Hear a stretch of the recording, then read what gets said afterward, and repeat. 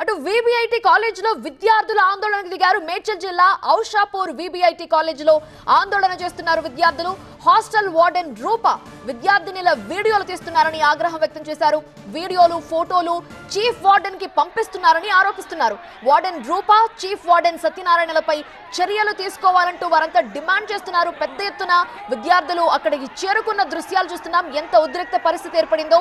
వీడియోలు తీయటం సబబు కాదు అని వారు కోరుతున్నారు. వాళ్ళపై చర్యలు తీసుకోవాలని వాళ్ళు అంతా ఆందోళన చేశారు. అయితే కాలేజ్ యాజమాన్యం స్పందించింది. చర్యలు తీసుకుంటామని హామీ ఇచ్చినట్లుగా తెలుస్తోంది. ప్రస్తుతానికి విద్యార్థులు ఆందోళన విరమించారు.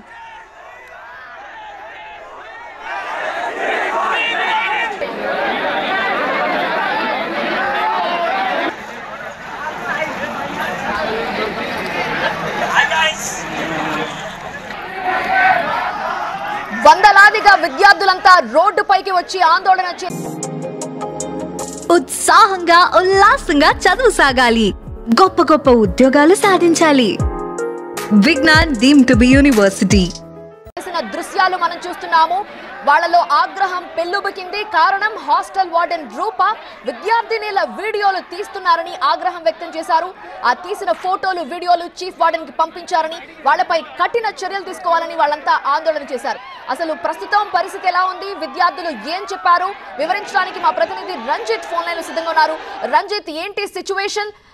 పెద్ద ఎత్తున ఆందోళన చేశారు. వందలాది మంది టోటల్ గా రోడ్డంతా బ్లాక్ అయిపోయిన దృశ్యాలు చూస్తున్నాం. కాలేజ్ యాజమాన్యం నుండి ఎలాంటి హామీ లభించింది, ఎలాంటి చర్యలు తీసుకోబోతున్నారు?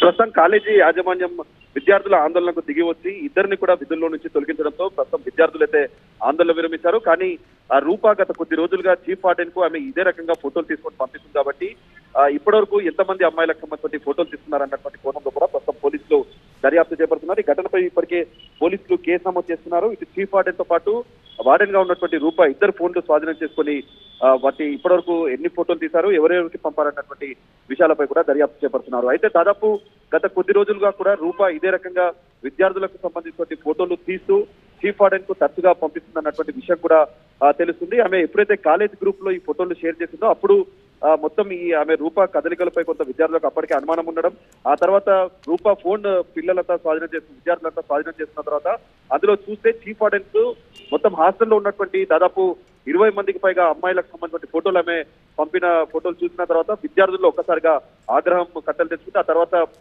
ఇటు బాయ్స్ కావచ్చు, ఆ తర్వాత గర్ల్స్ క్యాంపస్ కి చెందినటువంటి విద్యార్థులంతా కూడా ఆందోళన దిగారు. ఆ తర్వాత కాలేజీ యాజమాన్యం కూడా వెంటనే వాళ్ళని విధుల్లో నుంచి తొలగించడంతో పాటు ప్రస్తుతం పోలీసులు కూడా ఈ ఘటనకు సంబంధించిన విషయంలో కొంత సీరియస్ గా దర్యాప్తు చేపడుతున్నారు. కేసు నమోదు చేసుకుని ఇద్దరు ఫోన్లు స్వాధీనం చేస్తున్నారు. ప్రస్తుతం ఆ ఇద్దరిని కూడా పోలీస్ స్టేషన్ తరలించారు కాబట్టి ప్రస్తుతం విద్యార్థులు అయితే కొంత ఆందోళన విరమించారు. ప్రస్తుతం పోలీసులు కూడా ఈ మొత్తం వ్యవహారంలో ఇప్పటివరకు ఎంతమందికి సంబంధించిన ఫోటోలు తీసి ఎవరెవరు పంపారు, వీళ్ళ ఉద్దేశం ఏంటన్నటువంటి దానిపైన కూడా పోలీసులు దర్యాప్తు చేపడుతున్నారు. రైట్ రంజిత్. అమ్మాయిలకి చాలా ఇబ్బంది అవుతుందని ఎంత ధర్నాలు చేసినా ఎవరేం పట్టించుకుంటలేరు. చీఫ్ వార్డెన్, ప్రిన్సిపాల్ అందరు ఉన్నారు, ఇంతమంది ఉన్నారు, ఎందుకున్నారో కూడా తెలియదు. వాళ్ళు ఇంతగానం కూడా పట్టించుకోకుండా ఎట్లా చేయాలి చెప్పండి. మరి బయట వాళ్ళు కూడా వస్తారేమని కూడా బయట వాళ్ళు కూడా వస్తలేరు. మొత్తం తాళాలు వేసారు.